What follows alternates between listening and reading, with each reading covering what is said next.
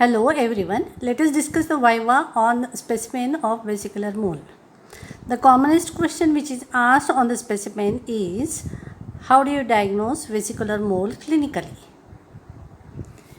Elderly lady or a teenage girl may report with the history of amenorrhea, bleeding PV, or she may report with the history of passing grape-like vesicles with pain in abdomen. Excess of vomiting, breathlessness may be due to RDS also. Rarely, features of thyrotoxicosis like tremors and goiter are seen. Sometimes, she may be a patient of past history of molar pregnancy or induction of ovulation done with the help of ovulation inducing drugs for the treatment of infertility. On general examination, she will have pallor which is disproportionate to the blood loss because she is having concealed bleeding or hemorrhage inside the uterine cavity. Features like goiter, preeclampsia features like edema feet, hypertension. Then on examination of the uterus, height of the uterus is more than period of amenorrhea in 70% of the cases. And 50% cases, there is a risk of GTN. When the height of uterus is less than period of gestation, then 11% risk of GTN. External ballotment is absent. Typical doughy feel of the uterus is described on palpation. Fetal heart sound is absent on Doppler, and she may report with the process of abortion sometimes in the second trimester.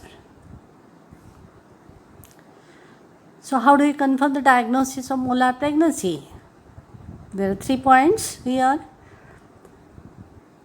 Serum HCG levels are high. In partial mole, maybe more than 10,000 milli-international unit per ml.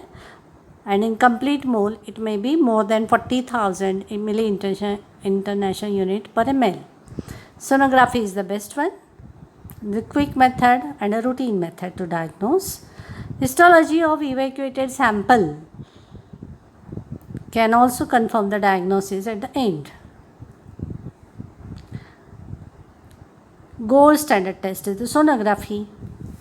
So in complete mole, it shows no storm appearance, means there are large white dots like this. Their white shadow is because of vesicles. These vesicles are embedded in the blood. So black echo is of blood. This appearance described as no storm appearance in cases of complete mole. In partial mole, the placenta is large size, occupies 2/3 of the uterine wall.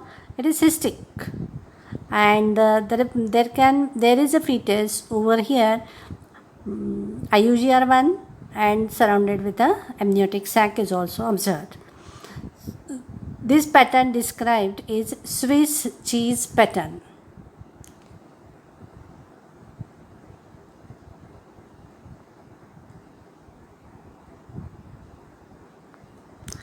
There are certain criteria described like Neumov criteria for diagnosis of partial mole, where there is a large placenta with cystic spaces and amniotic sac and IUGR fetus like this. So the placenta has got many cystic spaces inside and it is large size placenta. These are the features of partial mole. They are the Neumov's criteria. Bilateral luteal cysts are seen in 40% of the cases, where soap bubble appearance is the typical appearance described of multiple cysts of the ovary.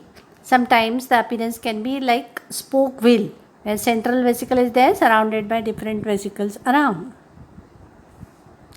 Gold standard test to diagnose molar pregnancy is by histopathology, where there is proliferation of the cytotrophoblast and syncytiotrophoblast also. Each villus is distended with the hydropic degeneration of the connective tissue in the center, and the absence of capillaries is marked in cases of molar pregnancy. The complete mole, the villi are large, distended, cavitated with central cistern like this. However, in partial mole, there are two types of the villi identified, small villi and the large villi. Small villi, they have got stromal fibrosis here inside, and large villi, they have got a central cistern just like complete mole. This is how we differentiate between the partial mole and complete mole histologically.